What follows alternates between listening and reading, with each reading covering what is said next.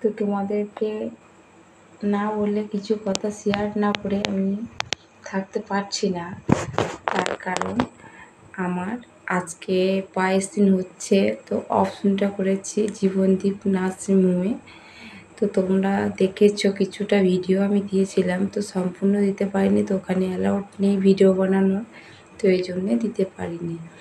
তো তোমাদের সাথে আনন্দ না করে আমি পারি না।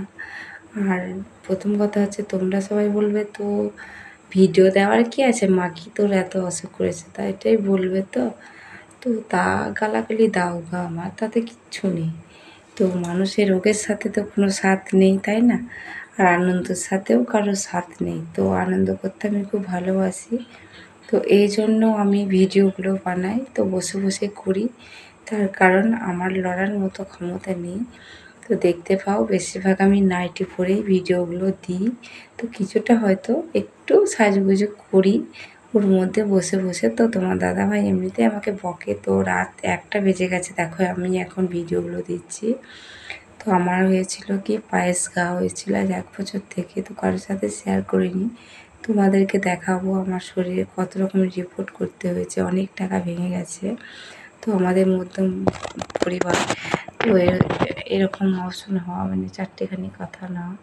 তো দেখো বেশিক্ষণ মোবাইলটা ধরে রাখলে হাতের অবস্থাটা কীরকম হয়ে যাচ্ছে। তো আমার শরীরে রক্তটা একটু কম, একটুটা না বেশিরভাগই কম। তো আর এই বাচ্চাগুলো ইঞ্জেকশন দিয়ে দিয়ে মানে আমার দাঁড়ানোর অক্ষমাত্রা মানে কমিয়ে দিয়েছে। তো কী বলবো, তো দৌড়ঝাঁপ করতে পারি না। আর ইঞ্জেকশনগুলো প্রচণ্ড ব্যথা করে, আজ মাত্র 22 দিন হয়েছে। তো ডাক্তারবাবু আমাকে এখন 6 মাস রেস্ট নিতে বলেছে। তো 6 মাস রেস্ট তো নেওয়া যায় না, তো চাষাভুষো ঘর, বুঝতে পারছো সংসারে কাজ আছে। তো তার মধ্যে শখ করে তোমাদের সাথে ভিডিও বানাই।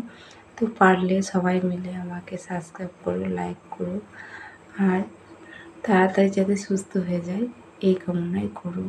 তো জানি তোমরা হয়তো ভিডিওটা দেখবে না, হয়তো বলবে যে তোমার করাটা কি দরকার, হয়তো গালাগালি দেবে, তাতে কোনো দুঃখ নেই। গালাগালি দিলেও তোমাদের আশীর্বাদ মনে করে আমি এটা মাথায় তুলে নিলাম। তো বেশি কথা তোমাদের সাথে বলবো না, তার কারণ অল্প অল্প বলাই ভালো, বেশি জোরে কথা বলা যায় না, বুঝতেই পারছো। তো সেখানটায় টান ধরে, তো সেলাইটা এখন কাটেনি। তো এবার যাব, ডাক্তারবাবু আসবে, কলকাতা পিজি হসপিটাল থেকে এসেছিল শিশির বিশ্বাস। তো আমি ওখানে জীবনদীপে নার্সিংহোমে করেছি। তো কী বলবো, খুবই কষ্ট। এইটা নিয়ে 3বার হলো অপশন করা আমার, বুঝতেই পারছো।